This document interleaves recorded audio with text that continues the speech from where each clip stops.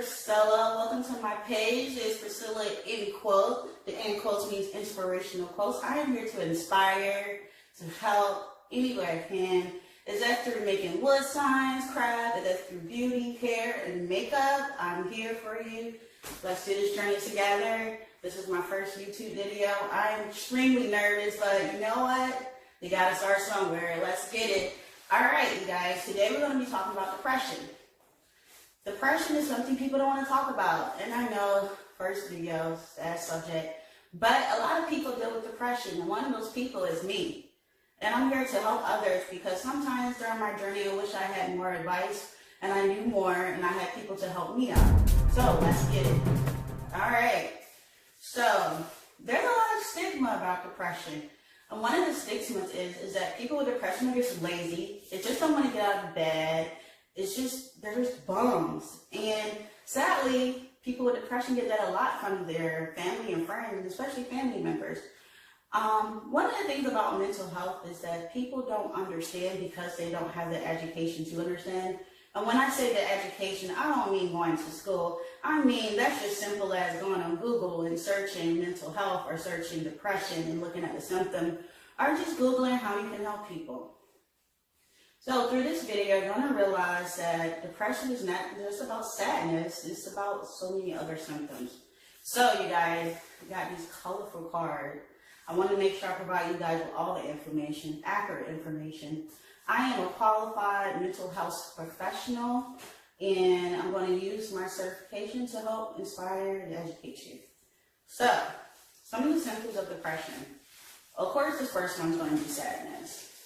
That's feeling sad, worthlessness, helplessness, or even feeling hopeless. Also, depression has to do with loss of interest in activities. So basically, you once were doing something and then you stop doing it. You stop wanting to go to the mall. You stop wanting to go to hang out with your friends. It's just, you just stop. You stop playing baseball, or you stop going to the basketball court to play basketball, or you stop swimming, or it could be something simple as just reading. All right, let's keep going. So another thing is people with depression suffer from moving and talking slowly than usual. It's kind of like a drag feeling that you're feeling. You're just kind of dragging along with the day. You're not doing a fast-paced walk throughout your day. When you talk, it's kind of slow. Basically, it takes you a lot of energy to just talk, to have a conversation with people sometimes. Another symptom of depression is decreased energy and fatigue. That means you have a loss of energy. You're not as motivated as you were. You move more slowly. You have a hard time getting out of bed. It's difficult just to do basic daily activities that you would do, such as taking a shower, brushing your teeth, putting on your clothes. For some people, that is hard. And from personal experience, I have been there. We're getting ready for work. I remember it was a period of time that I was leaving late for work. I'm an hour away from work and I would leave like 45, 30 minutes and I would get on the road and speed, don't tell nobody. But I was going through a really deep depression at the time. I didn't have the energy. Another thing with depression is difficulty concentrating and difficulty remembering things and making decisions. Another symptom of depression is difficulty sleeping or oversleeping. So basically what that means is with depression, some individuals wake up through the night and can't get a good night's sleep, loss of sleep. Some people with depression oversleep, where they're sleeping 10, 14 hours a day. Another symptom of depression is appetite and weight. For instance, some people with depression will eat a lot of food. And some other people with depression won't eat a lot of food. They have a loss of appetite. They're not really hungry. That's another sign of depression. Another sign of depression is weight. Some people, from not eating, will actually lose a lot of weight, and some people will actually gain a lot of weight. Another thing is, and this is something serious we need to talk about, is suicide. Individuals with depression sometimes deal with suicidal ideation, which is thoughts of suicide. Thoughts of wanting to harm themselves, and that's not good. So for that, below I'm going to put the the suicide hotline number that you can call if you're feeling suicidal, and that will link you with some resources in your community if so. And also, just to touch on one thing I learned in my profession is some individuals, when it comes to suicide, they think it's just getting a weapon and harming yourself or using medication. However, suicide ideation also can be wanting to not wake up in the morning, hoping that you get in a car accident on the road. So I just want to highlight that because that doesn't get a lot of attention. Also, people with depression, which is really interesting, sometimes deal with aches and pains more than others, and there's no physical reason of why they should, but they do. So, those are the things of depression. So there's a little bit about me and depression. I didn't know for a long time I had depression. All I know is I was really sad. I would have these spells where I just start crying. It's like I was sad and I didn't know why I was sad. And I didn't want to go out the house. I didn't want to go to the mall. I didn't want to go to the movies. I didn't want to do anything. I didn't want to step outside the house at times. Going to work was really extremely hard. I felt like I was dragging every day, showing up a little late for work. And those are the things that I dealt with depression. With depression, I have also dealt with suicide. I have attempted suicide several times. I have contemplated suicide several times. And so one of the things that I did to help me out was I have a gun, so I got my gun out the house because it's something I shouldn't have. And if you have any weapons in the house and you're feeling like harming yourself or anyone else, make sure you remove those weapons. So another thing with me is I dealt with addiction, opiate addiction. I had a back issue, got injured at the beach. I was boogie boarding, having a great time, honestly, Virginia Beach, Virginia, VA, and caught the wave wrong, cracking my back a little bit. Found out I had a golden disc in my bag. About a couple months later, the doctor at the time put me on a bunch of medication, which was opiates like Vicodin, Oxy, Tramadol, Ambien. I was on all these medications at once. So I got addicted later on. So for my attempts, I have tried medication. Let me tell you, the aftermath of it is not good. You feel terrible. You throw up, you're sick, you're sweating, you're shaking. And one time it was so bad I had blurred vision. I am no longer addicted to taking prescription pills anymore. So that is a good thing, right? So what I would like to go over next is some coping skills. Words of affirmation, meaning kind of what's behind me on the wall, stay positive, you got this. Those type of words basically are words of affirmation. And affirmation words are awesome. However, sometimes with depression, and I notice with me, that's not enough for me. What works great for me is support from family and friends.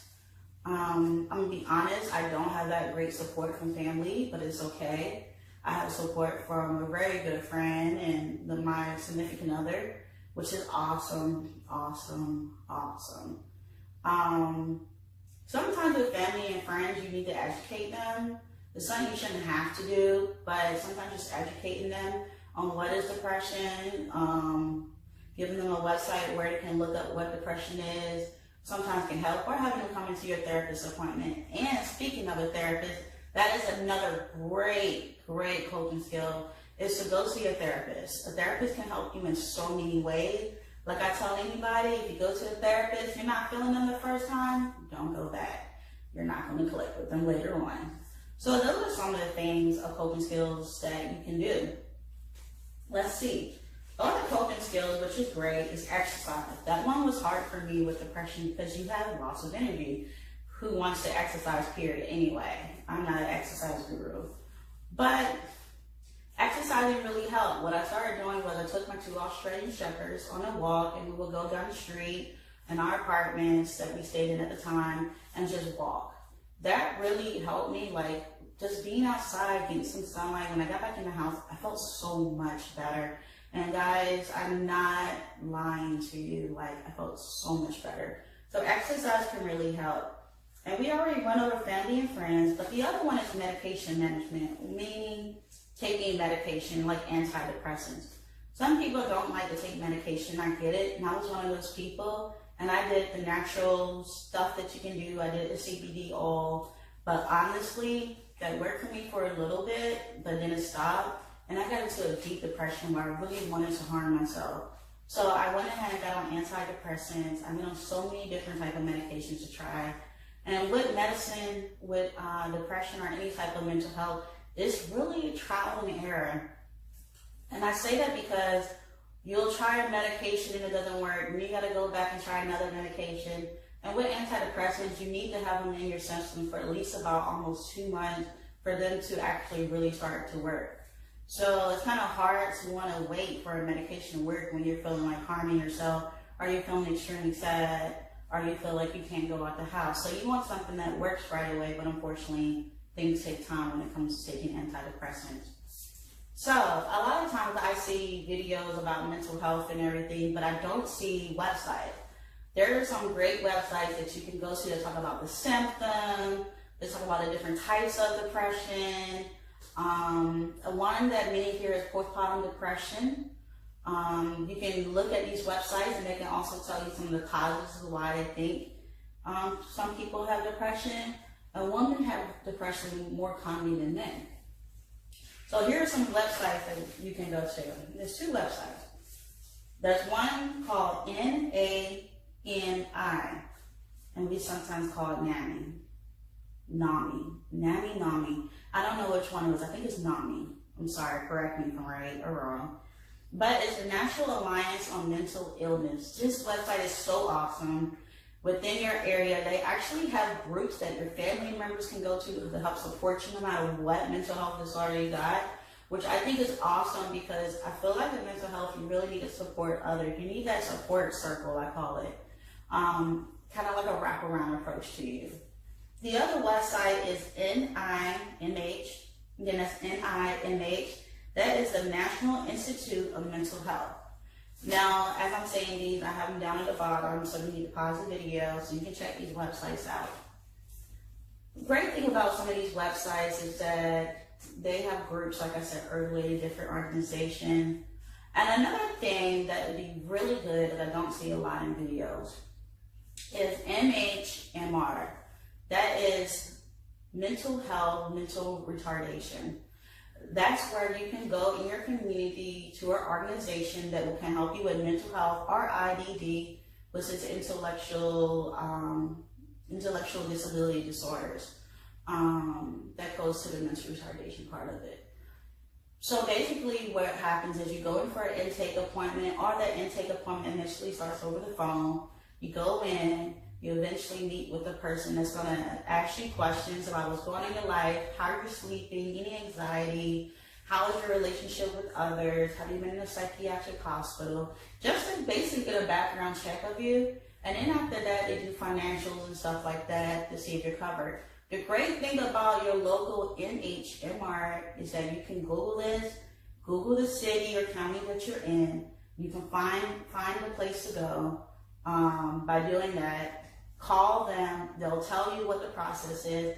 And here's the great thing, if you don't have money, they have sliding scales for individuals, or it might just be free to you. They also have, and not every single agency in HMR has it, but a lot of them have case management. You can see a caseworker. I used to be a caseworker. People will come meet with me. We'll talk about coping skills. I worked on thought patterns a lot to figure out what type of thoughts are going to the individual head throughout their day that is causing them to feel maybe depressed, or what's really the cause. I'm all about the cause. I'm not all about advocating medicine all the time, because medicine is just a Band-Aid, and the psychiatrist will tell you that it's just a Band-Aid. What we want to work on is what's causing this. What's causing us to have to put a Band-Aid on this wound. So go Google MHMR and put your city. For instance, I used to live in Virginia Beach, Virginia. I would then Google MHMR Virginia Beach, Virginia. It will come up with the website, or usually in Google on to the right side, you will actually see the number of your MHMR. Go there. There's no reason for you not to be able to get the help, because they can help you out. There's sliding scales. And they also can help you with resources in the community. A case manager can do so many things. They can help with employment. They can help with finding new housing. But just remember, when you see a case manager, it's not about them doing everything. It's about you participating in the session and about you going out and doing what you need to do to fulfill your goals and your treatment plan. So those are some things about depression. I'm trying to think, is there anything else I need to tell you guys? Because I deal with depression, and if you want a video of my journey of depression, how I have overcome some of my deepest, darkest moments that I had, more about me, my schooling. I was in foster care my whole life, but that's something I haven't mentioned yet. And I'm going to do a video on foster care, the foster care system. I think that'll be helpful to a lot of my young foster care youth out there. But just know, if you need help, MHMR, just Google it, check out the website that I mentioned earlier. And I hope this video helps somebody.